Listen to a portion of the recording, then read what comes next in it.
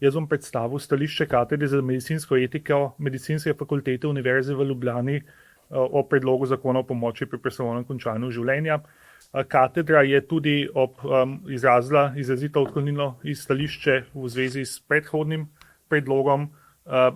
Smo pa nekako čutili potrebo, zato ker ta novi zakon po naši oceni prinaša pomembna etična in moralna tveganja za družbo, posameznike, za medicino, ter hkrati pomeni grobo kršitev nekaterih temeljnih predpostavk v medicinski etiki, zlasti načela najprej ne škodovati, in hkrati v bistvu gre tudi v smer proti Hipokratovi prisegi in pa kodeksu zdravniške etike. Zato čutimo se dolžne odzvati na zakon oziroma v tem predreferendumskem času. Serija razlogov je, zakaj nasprotujemo temu zakonu. Dosedanja praksa v državah, kjer izvajajo evtanazijo ali asistiran samomor, je pokazala, da praktično povsod ali pa v mnogo primerih prihaja do zlorab in skrampoti, pomanjkljivih evidenc, nezadostnih presoj ukrepanja. Predlagatelji nekako navajajo, da odsotnost sodnih epilogov teh situacij pomeni, da ni kršitev. Jaz bi mogoče obratno videl to, odsotnost sodnih epilogov pomeni, da tudi naslednji korak pogosto izgleda zataji. Varovalke so torej po našem mnenju pogosto le iluzija. To kažejo nekatere študije, iz katerih lahko posredno sklepamo, da so relativno pogosti odstopi od tistih predpisanih načel. Recimo belgijska študija ali nizozemska študija kaže, da je pogosto izveden postopek brez eksplicitne privolitve pacienta. Neke anonimizirane raziskave pogosto kažejo tudi hude odstope, zlasti v smislu neprostovoljnega apliciranja sredstva. Sredstva, ki se uporabljajo v ta namen, niso bila nikdar razvita in preizkušena v ta namen. To podaljšano umiranje, ki so ga kolegi navedali, je pogosto posledica tega, da teh sredstev nismo se nikoli preizkusili uporabljati, in na nobenem drugem področju ne smemo na ta način uporabljati zdravil, oziroma v tem primeru pa sredstev. Se pravi, tukaj pa, zato ker se je tako odločila politika, imamo kar nenadoma odobren en odvod od vseh standardov v medicini.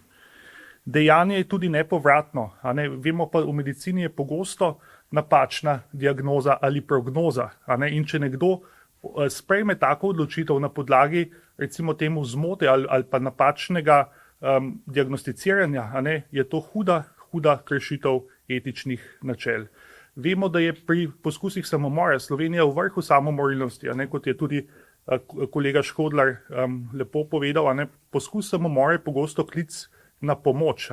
In tukaj, če bo ta samomor s pomočjo učinkovito izveden, v bistvu naredimo izjemno veliko škodo pacientu oziroma krivico pacientu. Saj tega klica mi ne bomo mogli slišati, ne bomo hoteli slišati.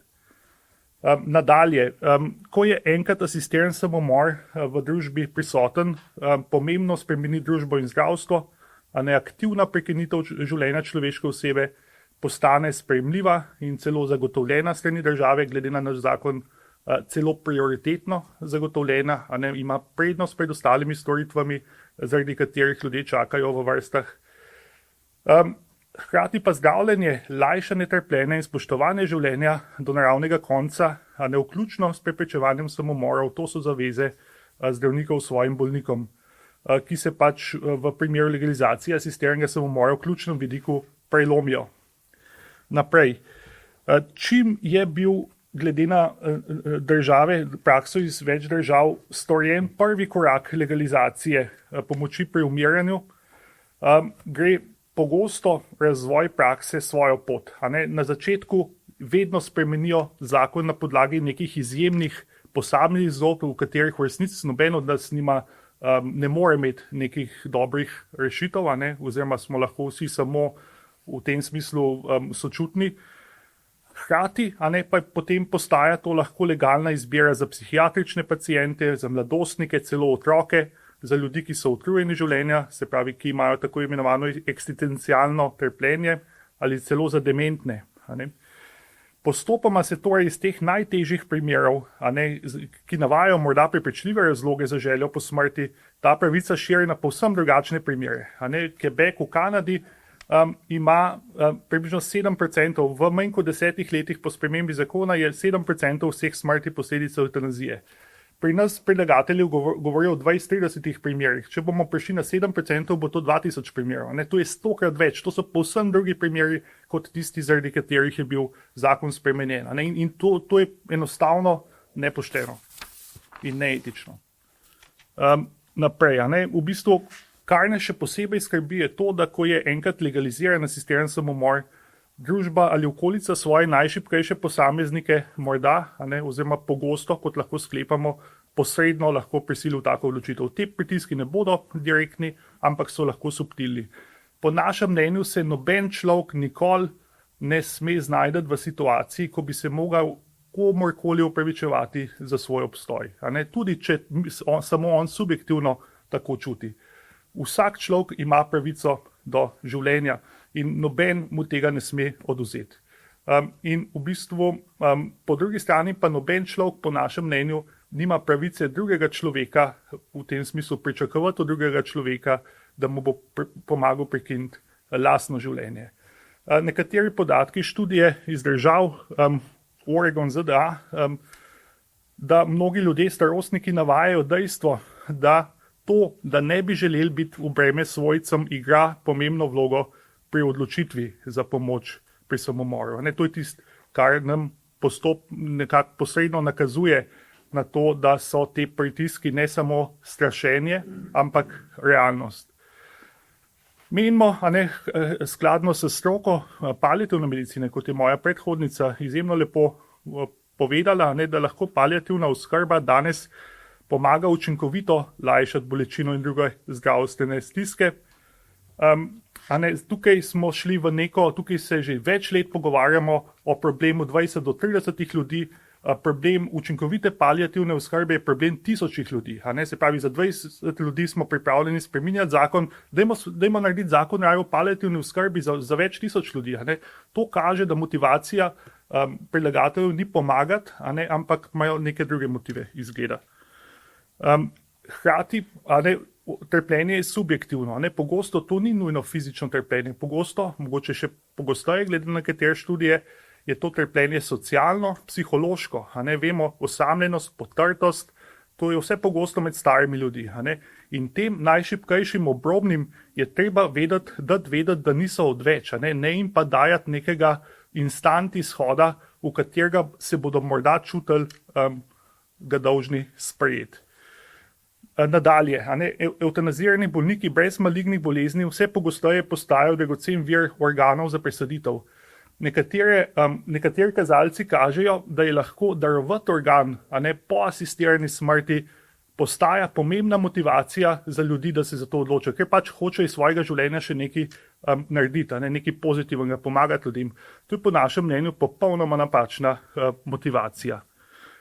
Nadalje, menimo, da bo z uzakonitvijo zakona o pomoči pri samomoru, oziroma ki se je že zgodila, prišlo do nove popolnoma nepotrebne delitve že tako nerazumno razdeljenega naroda, se pravi, energijo bomo začeli spet naprej porabljati za povsem napačne stvari, ob tem pa tudi do nepotrebne dodatne odtujitve pogosto preobremenjene zdravstvene stroke v tem napetem času, ko brez sodelovanja iste stroke ne bo mogoče ohraniti javnega zdravstva. Hkrati živimo tudi v nekem širšem kontekstu politične nestabilnosti in tudi, kot je bilo že omenjeno, ne more vsakokratna politika po svoje preurejati nekih načel, ki so z nami že tisočletja. Spričo vseh navedenih dejstev naša katedra, tudi skladno stališči Komisije Republike Slovenije za medicinsko etiko, vseh najpomembnejših zdravniških organizacij v Sloveniji, Slovenskega zdravniškega društva, Zdravniške zbornice, Slovenske medicinske akademije, širše gledano tudi Svetovno zdravniško društvo, Združenje paliativne oskrbe, tudi z mnenjem hospicov, odločno nasprotuje zakonu. Brez tega zakona, če ga zavrnemo, bo mogoče zanesljivo preprečiti, da bi živeli v družbi, kjer bi bili zlasti njeni najšibkejši, najbolj ranljivi posamezniki lahko podvrženi možnim zlorabam, ponavadi posrednim pritiskom, ali se čutili dolžnega komorkoli opravičevati za svoj obstoj. Zdravniki in zdravstveni delavci pa v neskladju z najbolj temeljnimi medicinsko-etičnimi normami. Mogoče za konec poziv, dajmo to energijo izkoristiti, pa dajmo sprejeti zakon o paliativni oskrbi, ta zakon pa dajmo zavrniti. Si na eni strani predstavljam teh 20 do 30 ljudi, zaradi katerih v bistvu poteka vsa ta debata, po drugi strani pa to, da recimo, da bi se pa paliativa na zakonski ravni ustrezno uredila, ni take, pa bi mogoče ta rešitev zadevala lahko 100-krat več ljudi ali pa mogoče 500-krat več ljudi. Si ne znam predstavljati, zakaj, mislim, na podlagi česa bi bilo to prepoznano kot neka prioritetna stvar za urediti. Če hočemo pomagati umirajočim, dajmo sprejeti zakon o paliativi. Motivov predlagateljev pa nažalost ne poznam.